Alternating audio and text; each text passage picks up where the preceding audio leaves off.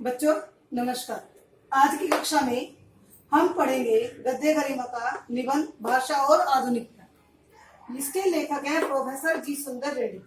Professor जी सुंदर रेड्डी जैसा कि नाम से ही पता है, ये दक्षिण भाषा के लेखक हैं, अर्थात आंध्र प्रदेश में रहने वाले हैं, दक्षिण भाषाओं को बोलने वाले हैं, समझने वाले, पढ़ने वाले हैं। इनके मुख्य भाषाएं तमिल, तेलुगु है, लेकिन इन्होंने हिंदी भाषा के प्रचार प्रसार के लिए बहुत कार्य किए। राष्ट्रभाषा हिंदी की समिति में भी इनका संकलन था, यानी ये जी सुंदर रेड्डी रहते थे। इन्होंने हिंदी भाषा में अनेक तमिल, तेलुगु, मलयालम आदि ग्रंथों के अनुवाद किए और हिंदी भाषा का प्रचार प्रसार किया। यह निबंध भाषा और आधुनिकता, नाम से स्पष्ट हो रहा है कि भाषा को आधुनिक कैसे बनाया जाए। ये कौन सी भाषा के लिए? हमारी हिंदी भाषा के लिए। या हिंदी भाषा को आधुनिक कैसे बनाया जाए, इसके लिए सर्वप्रथम उन्होंने महाकवि माँ जो संस्कृत के हैं उनकी एक सूक्ति यहाँ स्पष्ट की है।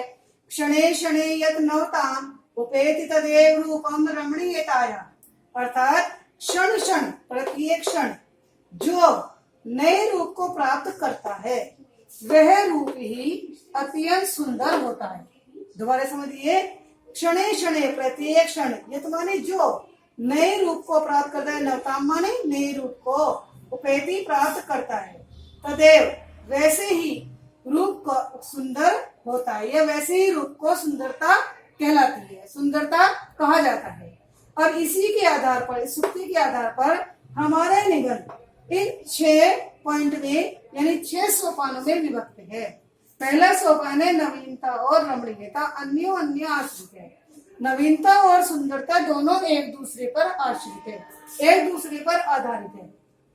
किसी भी वस्तु को जब हम नई वस्तु को देखते हैं तो सबसे पहले उसका रंग, उसका आकर्षण, उसकी सुंदरता हमें अपनी ओर खींचती है। और जब हम किसी सुंदर वस्तु को देखते हैं तो उसमें हम नवीनता को खोजने का प्रयास करते हैं। जैसे माँ दुर्गा की अनेक मूर्तियां हैं। माँ दुर्गा का स्वरूप एक ही है, लेकिन प्रत्येक मूर्ति की बनावट उसके कलाकार की योग्यता को स्पष्ट करती है। इसी प्रकार हमारी भाषा में भी नयापन होना चाहिए और आकर्षण होना चाहिए, अर्थात सुनने में शब्दावली मोहक और आकर्षित हो, तभी हमारी भाषा एक दूसरे पर आधारित होते ही विकसित होगी। दूसरा इसका सोपान है भाषा की आधुनिकता से तात्पर्य, अर्थात भाषा में आधुनिकता, ये नएपन से क्या तात्पर्य है? भाषा को नया रूप प्रदान करना। कैसे? हमारी हिंदी भाषा का जो आरंभ हुआ है वह संस्कृत से हुआ है। संस्कृत से हम हिंदी भाषा का प्रादुर्भाव मानते हैं। पहले वैदिक संस्कृति, फिर लौकिक संस्कृति, फिर प्राकृत थी, फिर अपभ्रंश थी, फिर शोध सैनिक हिंदी थी, और तब जाकर हमें अपनी साहित्यिक हिंदी प्राप्त हुई, जिसे हम खड़ी बोली कहते हैं। ये भाषा का आधुनिकीकरण है। आधुनिकीकरण कैसे हुआ इसका? हमारी भाषा में मुगलों का आक्रमण हुआ तो अरबी फारसी के शब्दों का समावेश हो गया, अंग्रेजों का आक्रमण हुआ तो अंग्रेजी शब्दों का समावेश हो गया, कुछ बंगाली, कुछ पुर्तगाली, कुछ चीनी आदि अनेक शब्द हमारी भाषा में समाहित होते चले गए और भाषा नए आधुनिक रूप को ग्रहण करती चली गई। भाषा का संस्कृति से संबंध। संस्कृति क्या है? हम जिस देश, जिस मातृभूमि में रहते हैं उस पर रहने के हमारे क्रियाकलाप, हमारे विचार, हमारा वेश, हमारी वाणी, ये सब संस्कृति के अंतर्गत आता है। वेश, व्यक्तित्व का प्रभाव सर्वप्रथम पड़ता है, लेकिन अमिट और श्रेष्ठ प्रभाव हमारी भाषा का पड़ता है। तो भाषा हमारी संस्कृति का मूलभूत आधार है। भाषा के माध्यम से हमारी संस्कृति की पहचान होती है। जैसे स्वामी विवेकानंद की पहचान हमारी संस्कृति के कारण ही विश्व धार्मिक मंच पर हुई थी, जब स्वामी विवेकानंद ने बोला था, मेरे अमेरिकावासी बहनों और भाइयों। इस शब्दावली का प्रभाव संपूर्ण देश की संस्कृतियों पर अत्यंत प्रभावशाली हुआ। इसी प्रकार हमारे माननीय प्रधानमंत्री नरेंद्र मोदी भी जब अपनी हिंदी भाषा में बोलते हैं तो हमारी भाषा के संस्कार हमारी संस्कृति के द्योतक या प्रतीक बन जाते हैं। भाषा का संस्कृति के साथ अटूट संबंध है।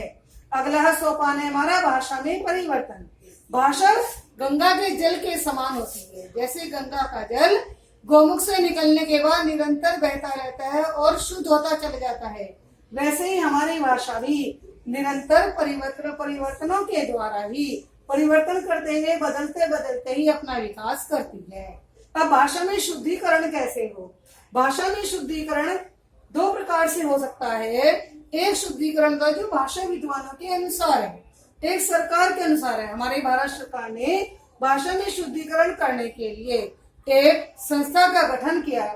उस संस्था के साहित्यकार भाषा के नए शब्दों को, तकनीकी शब्दों को, विदेशी शब्दों को अपनी ही हिंदी की शब्दावली में गढ़ने का प्रयास करते थे। अपने प्रयास करते थे, उनमें क्या है, कुछ शब्द ऐसे हैं जिन्हें हम अपनी भाषा में बदल सकते हैं, कुछ ऐसे हैं जिन्हें हमें ऐसा ही ग्रहण करना पड़ेगा।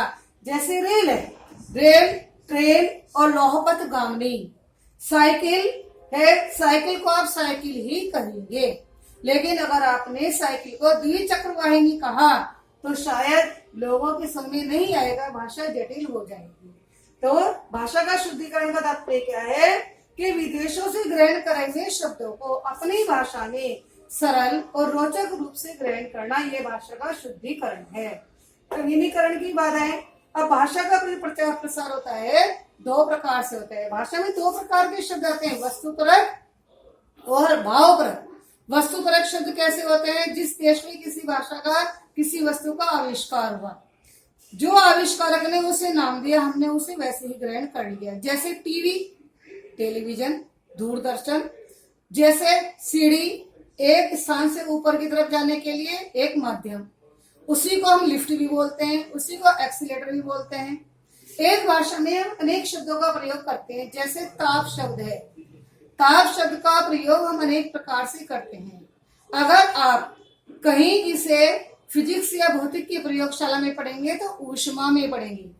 आप इसे अपनी शरीर में पढ़ेंगे तो बुखार या ज्वर पढ़ेंगे। ताप टेम्परेचर को कहते हैं, इंग्लिश में पढ़ेंगे तो टेम्परेचर कहते हैं। तो ये हमारी भाषा में शब्दावली को ग्रहण करना। अब नवीनीकरण की बाधाएं क्या है? नवीनीकरण की बाधाएं ये है कि हमारे विद्वान विभिन्न प्रकार के, अनेक प्रकार के प्रयोग करते करते कभी कभी जटिल शब्दों को अपनी भाषा में स्थान दे देते हैं। दूसरी है कि हिंदी भाषा का विद्वान जब भाषा विज्ञान के अनुसार न चलकर अपनी ही विद्वत्ता के अनुसार नए शब्दों को गढ़ने का प्रयास करता है। जब हिंदी भाषा का विकास करने के लिए नए साहित्यकार, नए अनुभवी विद्वान लोग आगे नहीं आते, ये नवीनीकरण की बाधाएं, कठिनाइयां हैं। अब अगला हमारा पॉइंट है विदेशी शब्दों को ग्रहण करना। हमारी भाषा आधुनिक कब बनेगी? जब हम अपनी भाषा में विदेशी शब्दों को भी उसी रूप में या उसे रोचक रूप में गढ़कर ग्रहण करेंगे। जैसे अगर आप अपनी हिंदी भाषा को देखते हैं तो हमारी भाषा में पुर्तगाली, चीनी, बंगाली, अरबी, फारसी और इसके अलावा अंग्रेजी, हमारे हिंदी के बोलचाल के शब्द, स्थानीय शब्द, तद्भव शब्द, तत्सम शब्द, संस्कृत के शब्द, प्राकृत के शब्द, अनेक प्रकार के शब्दों को ग्रहण किया गया है। इन सभी शब्दों से हमारी भाषा सरल रोचक बन जाती है। विदेशी शब्दों को ग्रहण करने के कारण हमारी भाषा का प्रचार प्रसार हो जाता है। जैसे बच्चों, आप मोबाइल पर मैसेज टाइप करते हो, टाइप हिंदी में कर रहे हो, लेकिन उसकी लिपि आप अंग्रेजी में प्रयोग करते हो, तो ये भाषा में नवीनीकरण है। नंबर अंतिम स्पष्ट है आपका, अंतिम सोपान है स्पष्ट अभिव्यक्ति एवं व्यावहारिकता। भाषा का मुख्य उद्देश्य, मूल उद्देश्य है स्पष्ट अभिव्यक्ति, अर्थात अपनी बात को सही तरीके से कहना, अपनी बात को सरल लहजे में कहना कि सामने वाले की समझ में आ जाए, ये भाषा का मुख्य उद्देश्य है। तो भाषा को स्पष्ट अभिव्यक्ति प्रदान करने के लिए दूसरा, उसके अंदर व्यवहारिकता होनी चाहिए, प्रैक्टिकल होना चाहिए, अर्थात प्रयोगात्मकता होनी चाहिए।